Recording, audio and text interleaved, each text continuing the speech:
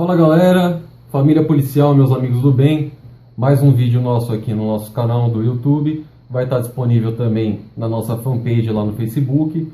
Hoje a gente vai falar sobre o ciclo completo de polícia. O que vem a ser o ciclo completo de polícia, quais os benefícios e os malefícios que vai trazer para você, a sociedade, o que muda, o que não muda, quais as verdades e as mentiras. Vai ter o quadro Pergunte ao Soldado Andrija, eu vou estar respondendo as perguntas que você mandou para mim durante a semana.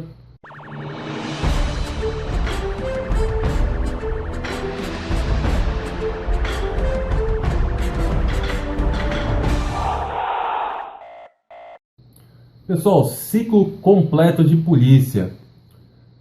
Hoje, no Senado, na Câmara, enfim, no Congresso, existem 5 propostas a respeito disso, tá? A mais antiga delas é do deputado Celso Russomano, que foi feita em 2009, que ele propõe, na verdade, que se extingua a polícia militar e se extingua a polícia civil e haja somente uma polícia, ou seja, a unificação das polícias. E isso enfrenta muita resistência pelos grandes comandos da polícia militar e pelos grandes comandos da polícia civil. O que está mais em vigor hoje tem mais apoio, tá? Que está indo para frente nas votações aí na Câmara dos Deputados. É a PEC 431. PEC é Proposta de Emenda à Constituição, tá? E é feita por um policial militar, né, que hoje é deputado, é o Subtenente Gonzaga, do PDT de Minas Gerais. O que ele propõe na verdade? Com essa PEC, a PM poderia investigar crimes leves, é um dos aspectos, dos pontos. O outro é que a PM poderia investigar crimes em cidade pequena, a determinado número de habitantes, que não se sabe ainda como seria, e que a PM poderia prender o indivíduo criminoso e apresentá-lo diretamente ao juiz, tá? Ao ponto de vista dessa PEC, desses 3 aspectos, que ainda estão sendo discutidos na verdade, o que mudaria para vocês, população, para você cidadão? Hoje, quando a PM prende alguém, ela leva obrigatoriamente para a delegacia. Por quê? Porque a Polícia Civil tem o papel de polícia judiciária. Então, somente a Polícia Civil pode lavrar autos de prisão em flagrante delito, tá? Ou registrar boletim de ocorrência, que depois pode virar um processo, enfim, tem que ter a assinatura do delegado de polícia. Beleza até aí? Só a Polícia Civil pode fazer investigações criminais, tá? Pedidos de quebra de sigilo bancário, telefônico, por exemplo, pedir prisão preventiva, esse tipo de coisa. Isso é papel de polícia judiciária, segundo as leis que nós temos hoje, tá? Eu vou deixar linkado, mas eu vou explicar para vocês a regulamentação das polícias na Constituição Federal, que é feita pelo artigo 144. Lá fala de todas as polícias, e em específico no artigo 6º e no artigo 7º, que falam da Polícia Militar e falam da Polícia Civil. Especificamente, teria que ter uma mudança nesses 2 artigos da Constituição, tá? Tanto para a unificação da polícia, que eu vou fazer um vídeo só a respeito disso, tanto para alguma mudança nessa parte investigativa ou não, tá? Em decorrência dessas mudanças possíveis nessa PEC 431, a Polícia Civil poderia fazer o papel de polícia ostensiva. O que é isso? Ostensiva preventiva. É o papel que a Polícia Militar faz. Ela poderia fazer rondas, patrulhamento, fardada, com a prevenção e ostensividade a crimes. O que na verdade a gente já vê acontecendo. Você vê viaturas da Polícia Civil fazendo rondas, né? A viatura do Garra, a viatura do GOI, esse tipo de coisa. E mesmo rondas setoriais. Uma operação deflagrada, por exemplo, por uma seccional de polícia, pode fazer com que as equipes de plantonistas ou de chefia das delegacias efetuem rondas. Isso já aconteceu. Em contrapartida, nós sabemos que a Polícia Militar também tem serviços de inteligência que fazem investigações, que levam o policiamento de rua a fazer prisões. Por exemplo, o Serviço de Inteligência da Rota. ele é referência nacional. Inclusive, eu já vi Polícia Federal indo até o batalhão da Rota para ter aula com o serviço de inteligência da Rota. Então, quando eles levantam essas informações através dos serviços de inteligência da Rota, por exemplo, essas informações são passadas para as equipes que fazem policiamento de rua, as equipes de rota, e as equipes de rota se encaminham para prender esses indivíduos. Galera, existe também os termos circunstanciados. O que é isso? Pelo artigo 61 da Lei 9.099 de 1995, os crimes mais leves, né, são considerados infrações de menor potencial ofensivo. Antigamente eram os crimes que dariam até na verdade, no máximo 4 anos de prisão. Hoje são 2 anos. E esses termos circunstanciados, em alguns lugares, são feitos pela polícia militar, tá? Sem apresentar na delegacia. E eles serão julgados depois no juizado especial criminal, que é um juizado efetivamente comprometido com os termos circunstanciados dessa lei, beleza? Um exemplo, a polícia ambiental, dependendo da ocorrência com que ela se depara, ela pode fazer esse termo circunstanciado se o crime o delito que a pessoa está cometendo não ultrapassar 2 anos de prisão. E posteriormente ela vai se apresentar, vai ser convocada para uma audiência com o juiz. A Polícia Rodoviária Federal, ela faz isso em 19 unidades federativas do Brasil, tá? Em 19 estados do Brasil, a Polícia Rodoviária Federal, ela lavra esses termos circunstanciados nas rodovias, sem ter que levar ninguém para a delegacia. Fora isso, pegou uma ocorrência, apresenta na delegacia. Existem exceções? Existem. Exemplificando 3 exceções para vocês, tá? 3 exceções. A Rota pegou um grande carregamento de armas do crime organizado, com o apoio do serviço de inteligência, tá? Por exemplo, independente se foi ou não com o auxílio do serviço de inteligência, mas grandes apreensões assim são decorrentes de um trabalho de inteligência policial, ou seja, um serviço da polícia militar que investiga crime organizado, por exemplo.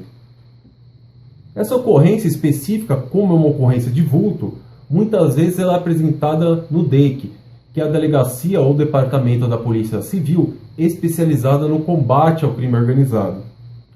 Se fosse uma ocorrência, por exemplo, uma grande quantidade de entorpecente, uma ocorrência de vulto também, né? Ela seria apresentada talvez no DENARC. Por quê? Porque o DENARC é a Delegacia da Polícia Civil especializada no combate ao tráfico de drogas. Temos também o último exemplo, que é a ocorrência de resistência, né? Que agora é MIP, né? Como nós falamos no nosso vídeo anterior. Ocorrência que, na verdade, é morte em decorrência de ação policial, né? Ou em decorrência de ação policial. Essa ocorrência, embora tenha que ser dada ciência para o delegado que está comandando a delegacia da região onde ocorreu esse fato, essa ocorrência tem que ser transferida para o DHPP depois, que é o Departamento ou Delegacia da Polícia Civil especializado nos crimes de homicídio. Fora isso, a polícia prendeu o bandido, tem que levar para a Polícia Civil, tem que levar para a delegacia, tá? Fora isso, não tem o que correr.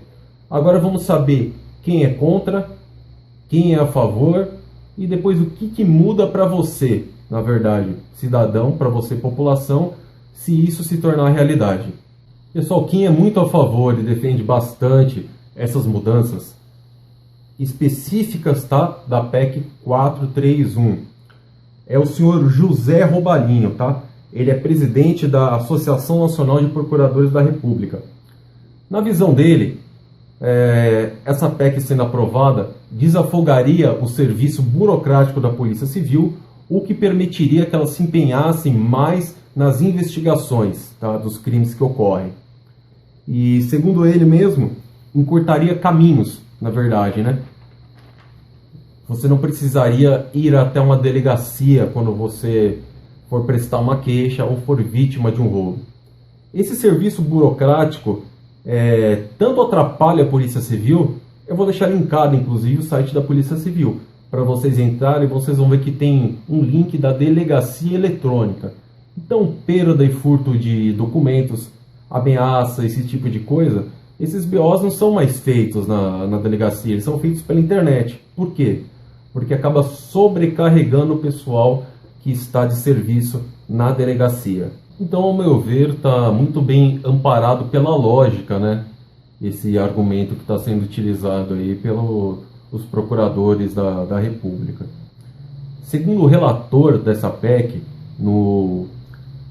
na Comissão de Constituição e Justiça, que é o deputado Raul Jungmann, na verdade é necessário nós pensarmos nessas mudanças, é necessário nós revermos os conceitos e reavaliarmos, né, o que realmente está acontecendo, porque na opinião dele, a Polícia Civil se transformou num cartório gigante policial e a Polícia Militar se sente frustrada, o policial sente uma frustração porque ele inicia um processo, né, ele prende o bandido e ele não consegue dar sequência até o final desse processo, o que na verdade acaba prejudicando a decorrência até de uma sentença, devido ao fato da figura importantíssima que foi o policial que exatamente efetuou aquela prisão não conseguir dar prosseguimento nisso. Ele só vai ser chamado no final, caso o promotor de justiça apresente denúncia e ocorra uma audiência, né, onde o juiz vai querer ouvir o policial que efetuou a prisão. Então também tem argumentos bem contundentes, né, nesse sentido aí, o relator aí dessa PEC 431, o deputado Raul Jungmann. Vamos saber agora o que acontece, o que não acontece, qual que é a verdade, mentira dentro de tudo isso aí que eu te falei para vocês. Pessoal, poder de polícia, o que vem a ser poder de polícia? O poder de polícia, ele está especificado no artigo 78 do Código Tributário Nacional e nada mais é do que limitar ou restringir direitos individuais com o objetivo de um bem em comum ou a coletividade. Por exemplo, a polícia, quando ela prende o indivíduo, ela está restringindo o direito de liberdade desse indivíduo. É um direito individual, em virtude da coletividade, porque esse indivíduo ele é perigoso, ele é um perigo para os demais indivíduos da sociedade. Mas é só a polícia que exerce esse chamado poder de polícia? Não. Por exemplo, a vigilância sanitária, dentro das suas atribuições, ela também tem o poder de polícia. Quando ela faz uma verificação em um mercado ou em um açougue e ela constata que as condições higiênicas estão violando a saúde e colocando em risco a saúde pública, a saúde de outras pessoas, na verdade, e ela lacra aquele estabelecimento, ela está restringindo o direito que aquele estabelecimento tem de funcionar. E ela vai aplicar as sanções e ela vai exercer o poder de polícia dela, restringindo o funcionamento daquele mercado ou daquele açougue, no caso. Então ele vai ter que pagar uma multa, vai ter que ter todo um processo de regularização para que a vigilância sanitária libere o funcionamento novamente desse estabelecimento. Então a vigilância sanitária também usou o seu poder de polícia. O que regulariza o poder de polícia também são os atributos do poder de polícia, e são 3. Começando com a discricionalidade, que nada mais é do que o cumprimento das leis. Ou seja, o agente do Estado ele não pode impor a sua vontade ou a sua opinião. Ele tem que exercer o seu poder de polícia exatamente para cumprir as leis vigentes, ok? E temos também a autoexecutoriedade, que nada mais é que a descrição do agente atuando no seu poder de polícia. Ele tem a liberdade de usar os seus atributos e o poder de polícia para cumprir as suas funções em prol da coletividade, sem que haja interferência do poder judiciário. Perfeito? E a coercibilidade, que na verdade é o que permite que o agente que está exercendo o poder de polícia possa exercer o uso da força para alcançar o seu objetivo. Por exemplo, uma pessoa agressiva, o policial pode usar o uso da força. Por exemplo, o bandido atirou na polícia, o policial pode atirar no bandido. Ou seja, na verdade, não é só a polícia que tem poder de polícia. Existe a vigilância sanitária que tem poder de polícia dentro das suas atribuições. Se ela for vistoriar um açougue ou um mercado e ver que não existe condições sanitárias, né, que existem circunstâncias que coloquem em risco a saúde de terceiros, ela pode lacrar e impedir aquele estabelecimento de funcionar até a legalização da documentação, porque vai ter multa, etc., e até as mudanças necessárias serem feitas para que não ocorra mais esse prejuízo em potencial para demais pessoas. Especificamente para a polícia, nós prendemos um bandido, nós estamos limitando ou restringindo, na verdade, o direito dele de liberdade. Então ele está preso em prol de uma sociedade melhor, porque aquela pessoa é um criminoso, então ele é um perigo para a sociedade. Do mesmo jeito que a vigilância sanitária limitou ou restringiu o direito daquele estabelecimento funcionar em virtude dele ser um perigo, dele estabelecer riscos à saúde das pessoas, da população. Só uma observação, cidadão. Você que não é policial, você pode prender alguém? Pode. Qual a diferença minha que sou policial para você que não é policial? Eu vou dar um exemplo prático. Ninguém suporta mais esses maconheiros na sua rua fumando maconha. Você passou, você pode dar voz de prisão, você pode deter, cessar a liberdade individual, deter esses indivíduos e prendê-los? Pode. A diferença é que eu, policial, tenho o direito e o dever de fazê-lo. Mas você pode detê-los, você deteve, ou você viu uma mulher sendo roubada ou furtada na rua, você e mais alguém, no caso, deteram esse indivíduo e você chama a polícia. Quem é o condutor da ocorrência e vai apresentar essa ocorrência na delegacia? Você. Evidente que a gente não aconselha vocês tomarem essas medidas, mesmo para a segurança de vocês, porque muitas vezes esse maconheiro que está na porta da sua casa está armado, ou você não quer se expor porque você é morador, ou esse cara que está roubando o celular de uma mulher na rua, ele pode estar armado até com uma arma de fogo, com uma faca, e você está se colocando em risco. Então não é aconselhável que você se coloque em risco. Mas se você efetuar essa prisão, você está exercendo o seu direito. E você vai chamar a polícia, vai ligar o 90 e nós vamos conduzir vocês para a delegacia. Mas quem é o condutor da ocorrência, quem prendeu esse cara, foi você. É só uma curiosidade e uma observação, tá ok?